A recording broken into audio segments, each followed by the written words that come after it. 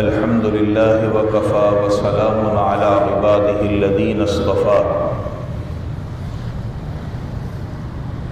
أما بعد فأعوذ بالله من الشيطان الرجيم بسم الله الرحمن الرحيم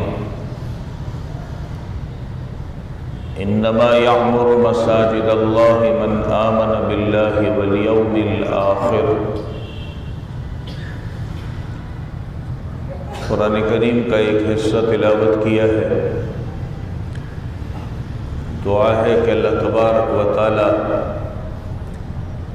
اس کا صحیح مفہوم بیان کرنے کی اور ہم سب کو اس پر عمل کرنے کی توفیق نصیب فرما دے۔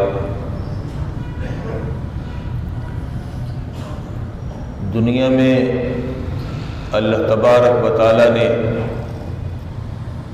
انسان کو جب بھیجا، بابا آدم دنیا سے جنت سے دنیا میں جب تشریف لائے تو آپ کو اکیلا ایک جگہ پر اتارا گیا۔ آپ کی انسیت کے لیے آپ کے سوال پر اللہ تبارک و تعالی نے جو چیز دنیا کے اندر وجود دی وہ اللہ کا گھر ہے۔ آدم علیہ السلام اکیلے تھے، انسیت کا تعلق قائم کرنا چاہتے تھے۔ اکیلے انسان کو وحشت محسوس ہوتی ہے۔ اللہ نے اس انسیت کا تعلق انسان کے ساتھ مسجد سے جوڑا، اور حضرت آدم علیہ السلام نے فرشتوں کے بتائے ہوئے نشانات پر پروردگار عالم کا یہ گھر تعمیر کیا۔ انسان نے اللہ کے گھر کو دنیا کے اندر وجود بخشا۔ یہ مسجد الحرام کا گھر تھا۔ اس کے 40 سال کے بعد بابا آدم نے ہی بیت المقدس کو بنایا تھا۔ دنیا میں اللہ کا گھر یہ اللہ کی بہت بڑی نعمت ہے۔ پروردگار عالم قرآن کریم میں ایسے گھروں کی تعریف بیان کرتے ہیں جس میں اللہ کا نام بلند کیا جاتا ہے، اللہ رب العزت کو یاد کیا جاتا ہے۔ یہ دنیا میں اللہ کے گھر ہے، اور اللہ تعالیٰ نے ایسے لوگوں کی قرآن میں تعریف کی ہے جو ان گھروں کے اندر اللہ کو یاد کرنے میں لگ جاتے ہیں، اور دنیا کی چیزیں انہیں اللہ کی یاد سے غافل نہیں کرتی ہیں۔ انسان دنیا میں اللہ کے گھر مسجد کے اندر اللہ کو یاد کرتا ہے۔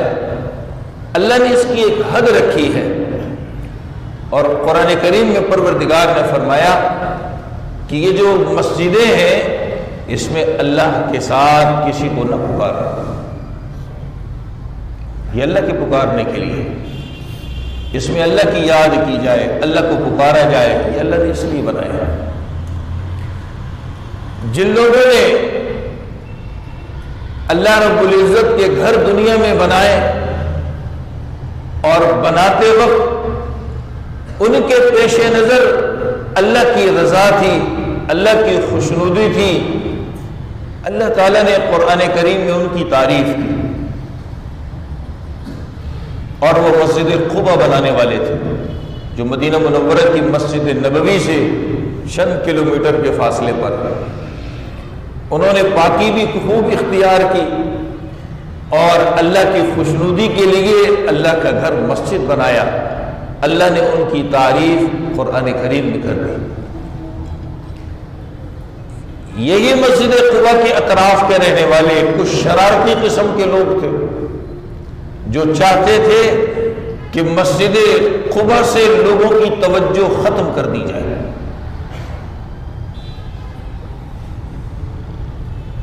تو انہوں نے مسجد قباء کے مد مقابل ایک مسجد بنانا چاہی، اور اس کے افتتاح کے لیے رسول کریم صلی اللہ علیہ وسلم کو دعوت بھی دی. آپ کو سفر درپیش تھا، واپسی پر آپ نے آنے کا وعدہ بھی کر لیا. واپسی پر حضرت جبریل نے آ کر کے حقیقت حال بتائی تو حضور اکرم صلی اللہ علیہ وسلم نے ان شرارتی لوگوں نے جو کچھ کیا، جو مسجد قباء کے مد مقابل جو ہے مسجد بنا کر لوگوں کی توجہ ہٹانا چاہتے تھے، اللہ کے نبی نے اس کو گرا دیا. قرآن اس کو مسجد زرار سے یاد کرتا ہے. والذین اتخذوا مسجدا ضرارا وکفرا وتفریقا بین المؤمنین. قرآن یہ بھی کہتا ہے کہ اللہ کے گھر کو ایسا آدمی یاد نہیں کر سکتا جو اللہ کو بھی پکارے اور اللہ کے ساتھ غیر اللہ کو بھی پکارے، جن کو مشرکین کہا جاتا ہے. مسجد کو آباد وہ کر سکتا ہے جو اللہ پر ایمان لے کے آنے والا ہو، قیامت کے دن پر ایمان لے کے آنے والا ہو، نیک کام کرنے والا ہو، وہ مسجد کو آباد کرتا ہے. مسجد کو آباد کرنا مسجد کو بنانا بھی ہے، اور مسجد کو آباد کرنا مسجد میں عبادت کرنا بھی ہے. انما یعمر مساجد اللہ من آمن باللہ والیوم الآخر. سورہ توبہ میں اللہ نے بیان کیا. یہ مسجد کی آباد کاری پروردگار عالم نے مسلمان کی شان رکھی ہے. مسلمان اس کو آباد کرتا ہے.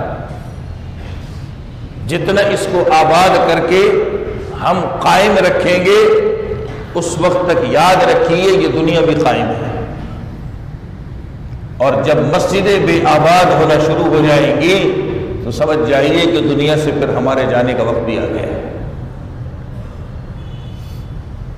یہ اللہ تعالیٰ کی نشانیوں میں سے ایک نشانی ہے مسجدیں. پروردگار عالم نے انسان پر اس کے حقوق رکھے، ایسے نہیں چھوڑا. اور اللہ تعالیٰ نے ان مساجد کے بارے میں اس امت پر بڑی مہربانی فرمائی. پہلی امتیں اگر عبادت کرنا چاہتی تو مخصوص عبادت گاہوں میں جاتے تھے، وہی عبادت کر سکتے تھے، گھروں میں بھی عبادت نہیں کر سکتے تھے. لیکن حضور اکرم صلی اللہ علیہ وسلم اپنی چند خصوصیتیں بیان فرماتے ہیں کہ پروردگار عالم نے مجھے ان چیزوں پر صلی اللہ علیہ وسلم اپنی چند خصوصیتیں بیان فرماتے ہیں کہ پروردگار عالم نے مجھے ان چیزوں پر فضیلت دی ہے، ان چیزوں کے ساتھ دیگر پر فضیلت دی ہے. وہ جو خصوصیات آپ نے بیان فرمائی اس میں سے ایک خصوصیت یہ بیان فرمائی کہ یہ روئے زمین کا جو ٹکڑا ہے اللہ تعالیٰ نے میرے لیے، میری امت کے لیے اس کو سجدے کی جگہ بنا دیا ہے. جہاں یہ سجدہ کرتا ہے پروردگار عالم اسے قبول فرماتے ہیں. اسی لیے حدیث میں حضور اکرم صلی اللہ علیہ وسلم نے فرمایا کہ روئے زمین کے اوپر زمین کا خطہ جس پر مسجد بنی ہو یہ اللہ کو بہت پسند ہے. ایک موقع پر ایک یہودیوں کا عالم حضور اکرم صلی اللہ علیہ وسلم کے سامنے آیا اور اس نے سوال کیا. کہنے لگا کہ روئے زمین پر سب سے بہترین خطہ کون سا ہے؟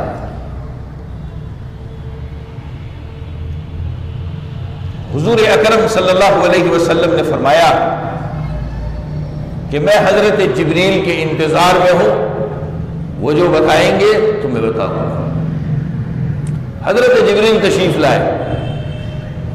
آپ نے حضرت جبریل سے یہودی عالم کا سوال کیا. حضرت جبریل نے فرمایا آپ سے زیادہ میں جاننے والا نہیں ہوں، میں اللہ سے پوچھ کے آتا ہوں. چنانچہ حضرت جبریل اللہ رب العزت کی بارگاہ میں حاضر ہوئے، واپس آئے، بڑے خوش تھے، آ کر اپنی خوشی کا اظہار کیا حضرت جبریل نے، اور کن الفاظ میں کیا؟ میں اپنے الفاظ میں سمجھاتا ہوں تاکہ سمجھ آ جائے۔ حضور اکرم صلی اللہ علیہ وسلم کی خدمت میں آ کر حضرت جبریل نے فرمایا کہ آج اللہ تعالیٰ نے مجھے اپنا جتنا قریب کیا ہے اس سے پہلے میں اللہ سے اتنا قریب نہیں ہوا۔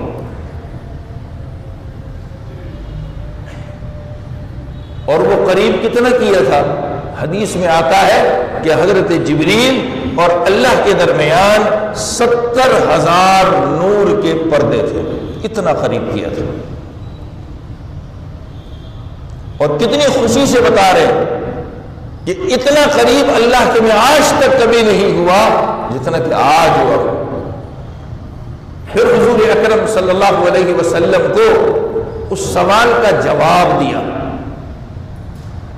کہا کہ روئے زمین پر وہ ٹکڑا اللہ کو بہت پسند ہے جس پر اللہ کا گھر مسجد بنا ہوتا ہے، اور اللہ کو وہ ٹکڑا پسند نہیں جس پر بازار بنے ہوتے ہیں۔ دو باتیں آپ نے ارشاد فرمائی، دو باتیں آپ نے ارشاد فرمائی۔ یہ مسجد جو ہے، جس زمین پر یہ مسجدیں بنتی ہیں، یہ پروردگار عالم کو یہ خطے بڑے پسند ہیں، اور ان مسجدوں کو جو آباد کرتے ہیں اللہ تعالیٰ ان لوگوں کو بھی پسند کرتے ہیں، اور قرآن میں ان کے بارے میں فرما رہے کہ یہ لوگ مسجد کو آباد کرنے والے ہیں۔ اللہ ہمیں بھی آباد کاروں میں بنا دے۔ ایک موقع پر حضور اکرم صلی اللہ علیہ وسلم فجر کی نماز پڑھانے کے لیے تاخیر سے تشریف لائے، دیر ہو گئی۔ آپ صحابہ فرماتے ہیں ہمیں ڈر ہو گیا کہ شاید سورج نکل آئے گا، نماز قضا ہو جائے گی۔ انہی وسوسوں میں تھے کہ حضور اکرم صلی اللہ علیہ وسلم گھر سے جلدی سے تشریف لائے، اور آ کر مصلی پہ کھڑے ہوئے، اقامت کہی گئی، جلدی سے آپ نے نماز پڑھائی، اور نماز پڑھانے کے بعد فرمایا اپنی جگہ پر رہو، آج میں دیر سے کیوں آیا ہوں اس کی وجہ میں تمہیں بتاتا ہوں۔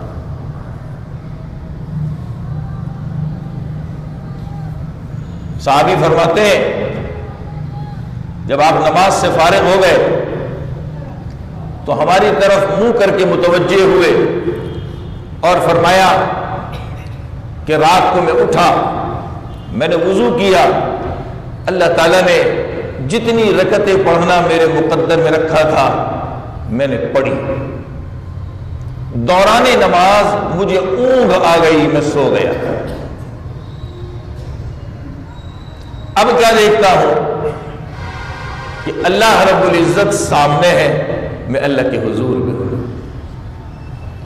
اللہ تعالیٰ نے مجھ سے سوال کیا، سوال یہ کیا کہ یہ جو اوپر والے فرشتے ہیں جس کو ملائے اعلیٰ کہا جاتا ہے، سب سے اوپر کے فرشتے، یہ آپس میں کس بات میں جھگڑ رہے ہیں، بحث کر رہے ہیں؟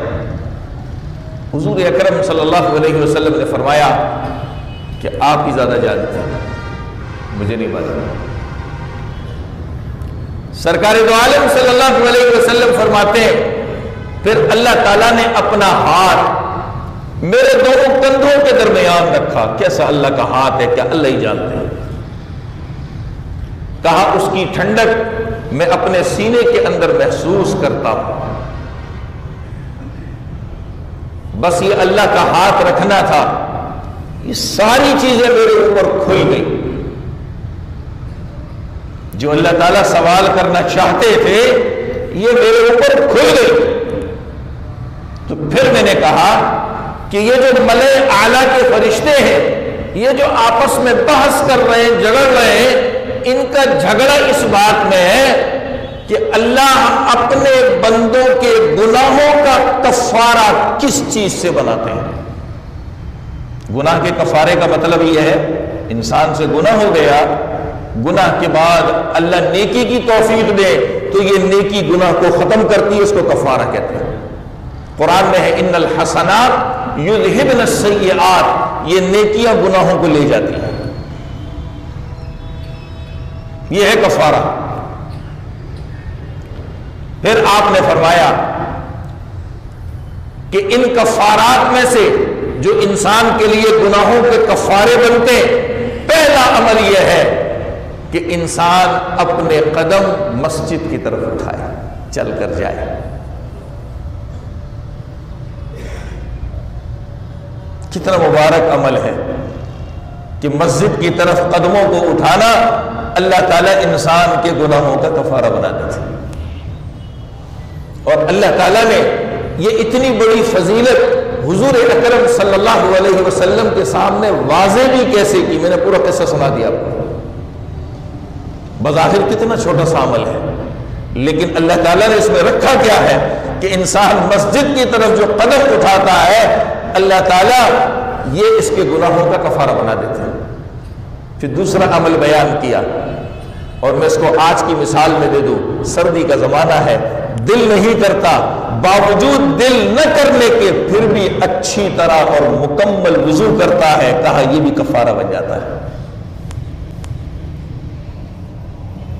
تیسرا عمل بیان کیا، وہ بھی مسجد کے ساتھ ہے، فرمایا نماز پڑھ لیتا ہے اور نماز پڑھنے کے بعد کچھ دیر مسجد کے اندر بیٹھ جاتا ہے۔ تین کام بتائے، تین کام، جن تین کاموں سے اللہ تعالیٰ انسان کے گناہوں کا کفارہ بنا دیتے ہیں۔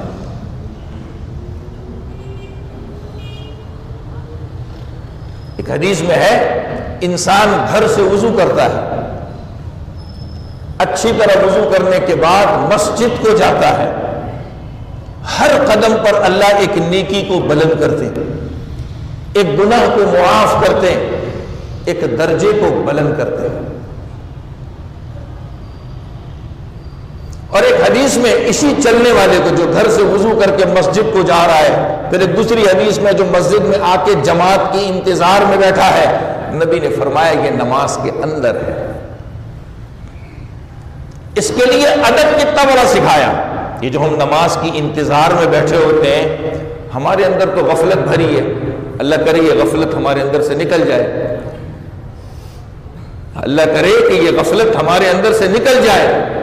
یہ جو نماز کی انتظار میں بیٹھے ہیں، کہا یہ انگلیاں آپس میں نہ پھنساؤ، یہ قینچی بنا دیتے نا انگلیاں پھنسانے، اس کو تشبیک کہتے ہیں۔ جب انسان اس طرح انگلیاں پھنساتا ہے، انسان میں سستی آتی ہے، نیند آتی ہے، یہ منع کر دیا اللہ کے نبی نے۔ نماز کی انتظار میں بیٹھا ہے تو یہ انگلیوں میں پھنسا کر نہ بیٹھے۔ ہم تو انگلیاں چٹخا بھی لیتے، پھنسانا تو دور کی بات ہے۔ اور ایک حدیث میں ہے کہ جب نماز کے انتظار میں ہو، یا جیسے آج ہم یہ بیٹھے ہیں بھی بیان ہو رہا ہے، خطبہ ہوگا، اس میں نیند آ جائے تو کہا اپنا پہلو بدل لے، جگہ بدل لے تاکہ نیند اڑ جائے۔ چھوٹی چھوٹی باتیں ہمیں اللہ کے نبی نے سکھائی، چھوٹی چھوٹی باتیں، یہ ادب مسجد کا۔ ہم تو آج بہت آگے چلے گئے، بہت آگے چلے گئے، بہت آگے۔ یہ چھوٹی باتیں تو دور کی بات ہے، ہم نے بڑی بڑی حدود پار کر لی، ہم نے مسجد کو مسجد ہی نہیں رکھا۔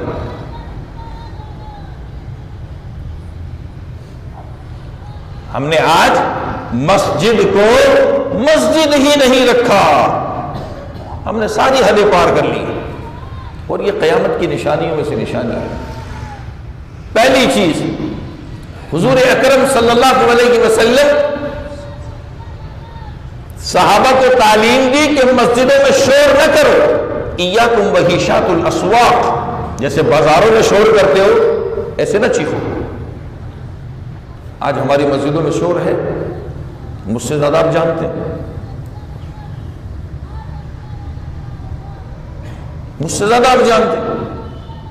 صف بندی بھی ہو رہی ہو، ہم چیختے ہیں، کوئی دائیں طرف کنارے سے چیختا ہے، کوئی بائیں طرف سے چیختا ہے، ادھر آ جاؤ، ادھر آ جاؤ۔ صحابہ میں ایسا نہیں تھا۔ صحابہ اگر صف کو مکمل کرنے کے لیے کسی کو بلاتے، اشارے کے ساتھ بلاتے تھے، زبان سے آواز نہیں نکالتے تھے، نبی کا فرمان سن لیا بس ان کے لیے حرف آخر ہوتا تھا. ہم تو ایک کان سے سنتے دوسرے کان سے نکال دیتے. نماز کی انتظار میں بیٹھے, دو ایک ساتھ بیٹھ گئے, عرصے کے بعد ملے یا ویسے ہی ملے, جان پہچان نکلے, ساتھ بیٹھ کے کام کرنے والے بیٹھے نماز کی انتظار میں. ادھر اللہ کے نبی حدیث میں فرما رہے ہیں نماز کی انتظار میں بیٹھنا ایسا ہے جیسے کہ نماز میں ہے اور میں بیٹھا ہوا باتیں کر رہا ہوں. اچھا, مجھے اس کا بھی خیال نہیں ہوتا کہ میرے پڑوس میں کوئی قرآن پڑھ رہا ہے, کوئی سنتیں ادا کر رہا ہے, کوئی ذکر کر رہا ہے, ہماری باتوں سے اس کا حرج ہوگا. نہیں نہیں, اس کی ہمیں پرواہ نہیں ہے. یا شیخ اپنی اپنی دیکھ بس. ایسا حضرت فاروق اعظم رضی اللہ تعالیٰ عنہ کے زمانے میں ہوا.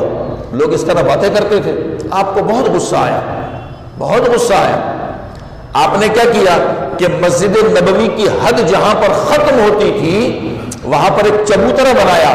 کتابوں میں اس چبوترے کا نام لکھا ہے بطیحہ.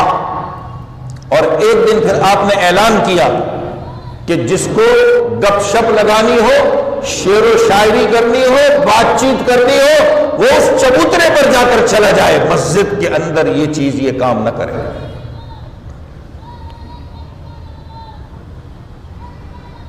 مسجد کے اندر یہ کام نہ کرے, وہاں چلا جائے. صف بندی ہو, نماز کے انتظار میں ہو, ہم نے ساری حدیں پھلانگ لی, ہم گپ شپ میں لگ گئے. پتہ نہیں کون سی ایسی ضروری باتیں ہوتی ہیں جو ہم صفوں میں بیٹھ کر کے کرتے ہیں. میں نے ایک حدیث پڑھی تھی بہت عرصے پہلے, ابھی مجھے اتفاقی یاد آ گئی. میں اس کا مفہوم اپنے الفاظ میں سناتا ہوں, اللہ کرے سمجھ میں آ جائے. جب مسجد میں انسان باتیں کرتا ہے تو فرشتہ اسے کہتا ہے اللہ کے بندے خاموش ہو جائے. ایک تو ہوتا نا ضروری بات, مسئلہ پوچھ لیا, کوئی چیز سیکھ لی, نہیں اس سے ہٹ کے جو ہم آپس کی باتیں کرتے ہیں, تو پھر بات کرتا ہے, وہ فرشتہ پھر کہتا ہے اللہ کے بندے خاموش ہو جائے. پھر یہ انسان باز نہیں آتا, پھر باتیں کرتا ہے. اب فرشتے کو بھی غصہ آتا ہے, وہ کہتا ہے تیرے اوپر خدا کی پھٹکار ہو, لعنت ہو, خاموش ہو جائے.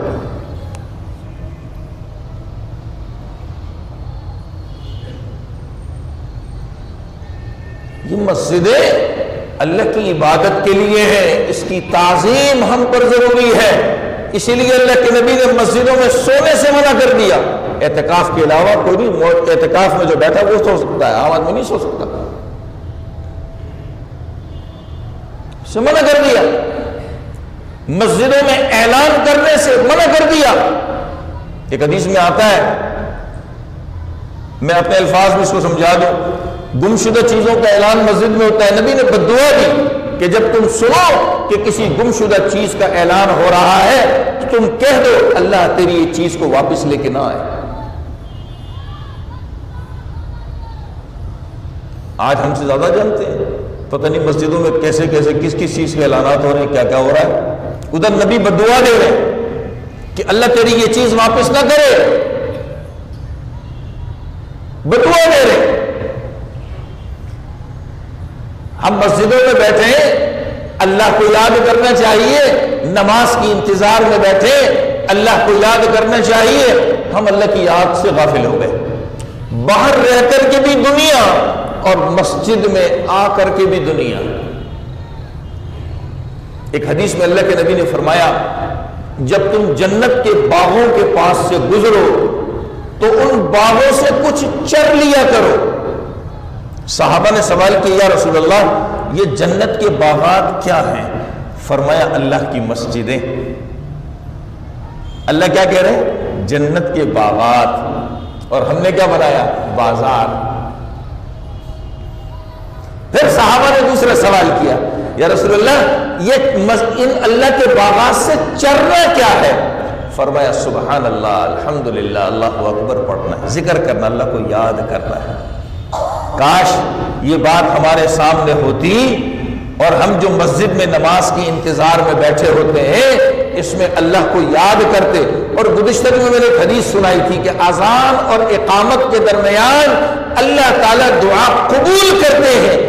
ہم بیٹھ کر کے دعائیں کرتے، اپنی ضرورتوں کو مانگتے، حاجتوں کو مانگتے، پریشانیوں کی دوری کی دعائیں کرتے تو اللہ تعالیٰ قبول فرما لیتے۔ قیامت کی نشانیوں میں سے ایک نشانی یہ بیان کی گئی کہ مسجدیں بازار کی طرح بن جائیں گی۔ میں نے نبی کا فرمان اپنے الفاظ میں سنا دیا۔ مسجدیں کی گئی کہ مسجدیں بازار کی طرح بن جائیں گی۔ میں نے نبی کا فرمان اپنے الفاظ میں سنا دیا۔ مسجدیں جو ہیں بازار کی طرح بن جائیں گی، شور ہوگا ان کے اندر۔ آج ہم دیکھ رہے ہیں، آج ہم دیکھ رہے ہیں، ایک حدیث میں آتا ہے حضور اکرم صلی اللہ علیہ وسلم نے فرمایا، اپنے الفاظ میں بیان کرتا ہوں تاکہ سمجھ آ جائے، کہا میری امت میں ایسا وقت بھی آئے گا کہ میری امت کے لوگ مسجد کے اندر یہ خرید و فروخت کے معاملات کریں گے۔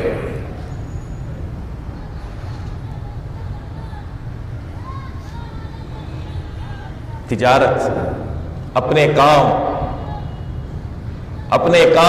تجارت، کہا یہ مسجدوں میں ہوگی۔ صحابہ سے فرمایا جو ایسا کام کرے تم ان کے ساتھ نہ بیٹھنا۔ کتنی بڑی بات کہہ دی، منع کر دیا، ان کے ساتھ نہ بیٹھنا۔ کیا آج ہماری مسجدوں میں نہیں ہوتا؟ آپ بھی کہیں گے ہم تو نہیں کرتے آ گئے مسجد میں، اللہ تعالیٰ نے وقت سے پہلے آنے کی توفیق دے دی، وضو بھی کر لیا، ابھی وضو کر کے فارغ ہوئے پتہ چلا موبائل بجائے کان سے لگا لیا، ہاں صاحب یہ سودا یوں کر دو، یہ یوں کر دو، یہ یوں کر دو، یہ یوں کر دو، یہ کیا ہے؟ سنتیں پڑھ کے بیٹھے ہیں، تسبیح شروع کر دی ہم نے، ہم اللہ کا نام لینا چھوڑ دیتے ہیں، تھوڑا سا موبائل وائبریٹ کرنا شروع کر دے، ٹون بجنا شروع کر دے، اب اللہ بول گیا، موبائل یاد آ گیا۔ اس سے بڑی غفلت کی کیا چیز ہوگی کہ اللہ کی عبادت کو چھوڑ کر یہ موبائل کی وائبریشن جو ہے ہمیں اللہ سے نکال دیتی ہے۔ وہ مسجد میں بیٹھ کے دیکھا ہوگا کوئی ایک کونے میں کھڑا ہے، کوئی زیادہ ہمت کر لیتا ہے تو صف سے نکل کے بار برآمدے میں چلا جاتا ہے، انتخابی نشان بن جاتا ہے، بیچ میں کھڑا ہو کے سب مجھے دیکھو، بہت اچھا کام کر رہا ہوں اللہ کے گھر میں، دیکھو مجھے سارے، بڑا انعام دینا مجھے، میں اللہ کے گھر میں کتنا اچھا کام کر رہا ہوں۔ کوئی لگا پڑا ہے زور زور سے شور، تو اس کو ہوش ہی نہیں ہے کہ موبائل سے بات کر رہا ہوں، میری بات سے کسی کی عبادت خراب ہو رہی ہے، کچھ ہوش نہیں ہے۔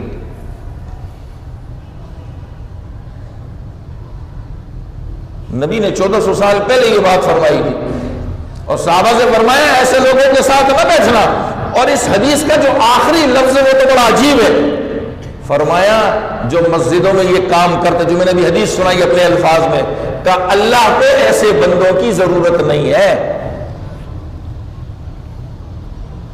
کیسے عجیب الفاظ ہیں حدیث کے، فَلَيْسَ لِلَّهِ حَاجَةٌ، اللہ کو ایسے بندوں کی ضرورت نہیں ہے۔ اب خود سوچئے کہ ہم مسجد میں آ کر جو کر رہے ہیں اور جو ہم نے عبادت کی، ہماری عبادت قبول بھی ہوگی کہ نہیں ہوگی؟ سوچنے کی بات ہے۔ ادھر کیا فرما رہے، جو مسجد میں تجارت معاملات کرتا ہے تو نبی فرما رہے کے ساتھ مت بیٹھو، اور آخر میں فرما دیا کہ اللہ کو ایسے بندوں کی ضرورت ہی نہیں ہے۔ تو ہماری عبادت کیسی ہے پھر؟ ہم جو عبادت کر رہے ہیں وہ قبول بھی ہوگی کہ نہیں ہوگی، یہ ہمیں سوچنا چاہیے، اس کا ہمیں خیال کرنا چاہیے۔ اس مسجد کا احترام لازم ہے ہم پر، اس میں ہم شور نہ کریں۔ حضرت فاروق اعظم رضی اللہ تعالیٰ عنہ کا زمانہ ہے، صحابی فرماتے ہیں میں مسجد میں لیٹا ہوا تھا تو میرے پاس ایک کنکری آ کر گری، تو میں نے دیکھا یہ کنکری کہاں سے آئی، تو تھوڑی دور حضرت فاروق اعظم رضی اللہ تعالیٰ عنہ بیٹھے تھے، مجھے اشارہ کر رہے ادھر آ جاؤ، مجھے بلایا اور کہا یہ جو دو بندے ہیں ان کو پکڑ کے میرے پاس لے آؤ۔ ان کو لایا گیا تو پوچھا کہاں کے رہنے والے ہو، کون ہو؟ کہنے لگے طائف کے رہنے والے۔ حضرت فاروق اعظم رضی اللہ تعالیٰ نے فرمایا کاش تم مدینہ کے رہنے والے ہوتے، میں تمہیں اتنی سزا دیتا کہ تم یاد رکھتے۔ مسجد میں شور کر رہے ہو، کیا فرمایا کہ تم مدینہ کے رہنے والے ہوتے میں تمہیں اتنی سزا دیتا کہ تم یاد رکھتے، مسجد میں شور کر رہے ہو۔ آدمی مسجد میں داخل ہو اس کا ادب رکھے۔ اس مسجد کو میں نے شروع میں کہا یہ اللہ کی نشانی ہے، یہ اللہ کی یاد کرنے کی جگہ ہے۔ اللہ نے اس سے بڑی چیزیں ہماری وابستہ کر رکھی ہیں۔ جب آدمی مسجد میں داخل ہو اپنا سیدھا پاؤں پہلے مسجد میں داخل کرے اور اس پر اللہ کے نبی پر درود پڑھے، جیسے کہ حدیث میں آتا ہے بسم اللہ والصلاۃ والسلام علی رسول اللہ صلی اللہ علیہ وسلم، پھر دعا پڑھے اللہم افتح لی ابواب رحمتک۔ اللہ کے گھر میں آیا ہے، اس دعا پڑھنے سے اللہ اپنی رحمتوں کے دروازے کھول دیتے ہیں۔ جب مسجد سے جائے تو پہلے الٹا پاؤں باہر نکالے، پھر نبی پر درود پڑھے بسم اللہ والصلاۃ والسلام علی رسول اللہ صلی اللہ علیہ وسلم اللہم انی اسألک من فضلک ورحمتک۔ من فضلک تک بھی ایک حدیث میں دعا آتی ہے اور ایک حدیث میں اس پر اضافہ بھی ہے ورحمتک کا، دونوں ملا کے پڑھ لیں۔ انسان اللہ کے گھر سے جا رہا ہے اللہ کے فضل روزی کو تلاش کرنے کے لیے، تو اللہ کے گھر سے نکلتے ہوئے اللہ سے دعا کرتے جائے پروردگار تیرے فضل کو تلاش کرنے جا رہا ہوں، میں تجھ سے اس کا سوال کرتا ہوں مجھے دے دیجیے، تیری رحمت کا سوال کرتا ہوں مجھے دے دیجیے۔ مسجد میں آئیں تو آنے کے بعد اگر مکروہ وقت نہیں ہے، جیسے فجر کے نماز پڑھنے کے بعد سے لے کر سورج نکلنے تک، عصر کی نماز پڑھنے کے بعد سے لے کر سورج کے غروب ہونے تک، زوال کا وقت، سورج طلوع ہونے کا وقت، سورج غروب ہونے کا وقت، یہ وقت نہیں ہے۔ اسی طرح جماعت سے نماز کھڑی نہ ہو، جمعہ میں خطبہ نہ ہو رہا ہو، 2 رکعت پڑھیے، اس کو کہتے ہیں تحیۃ المسجد، 2 رکعت پڑھیے۔ مسجد کو بدبودار چیزوں سے بچانا ہے، اسی لیے حدیث میں نبی نے فرمایا لہسن پیاز ایسی چیزیں کھا کر مسجدوں میں نہ آؤ، اور ایک حدیث میں آتا ہے کہ اس سے فرشتوں کو تکلیف ہوتی ہے۔ معلوم ہوتا ہے کہ مسجدوں میں فرشتے آباد ہوتے ہیں، ہمارے لہسن پیاز کھانے سے ان کو تکلیف ہوتی ہے، نبی نے اس کے کھا کر مسجد میں آنے کو منع فرمایا۔ اب میں اس سے اوپر جا رہا ہوں، ہم جو مسجدوں میں جو حرکتیں کر رہے ہیں میں نے تھوڑی دیر پہلے گنوائی، اس سے فرشتوں کا کیا حال ہوتا ہوگا، اور فرشتوں کی ہم کتنی بد دعائیں سمیٹتے ہوں گے۔ کبھی سوچا ہم نے؟ کبھی سوچا ہم نے؟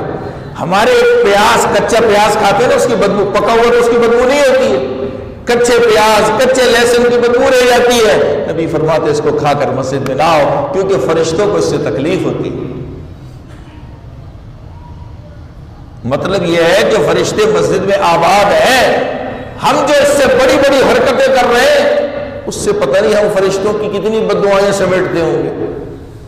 ہمیں سوچنا چاہیے، ان باتوں کا خیال کرنا چاہیے۔ یہ مسجدیں اللہ کی یاد کے لیے ہیں، اس میں اللہ کو یاد کیا جاتا ہے، عبادت کی جاتی ہے، یہ اللہ نے اس لیے ہمیں دی ہے، ہمارے دنیا کے کاموں کے لیے نہیں دی۔ دنیا کے کام یہ مسجد سے باہر ہونے چاہیے، جو مسجد کے کام ہے، مسجد کے ضروریات کے کام ہے، جو مسجد کے پیش نظر ہوتے ہیں وہ تو ہم مسجد میں کریں، لیکن اس کے علاوہ جو ہمارے کام ہے وہ مسجد سے باہر ہونے چاہیے۔ اللہ تعالی ہم سب کو مسجد کے آداب اس پر عمل کرنے والا بنا دے۔ اللہ رب العزت ہمیں اس کی صحیح قدر بھی نصیب فرما دے۔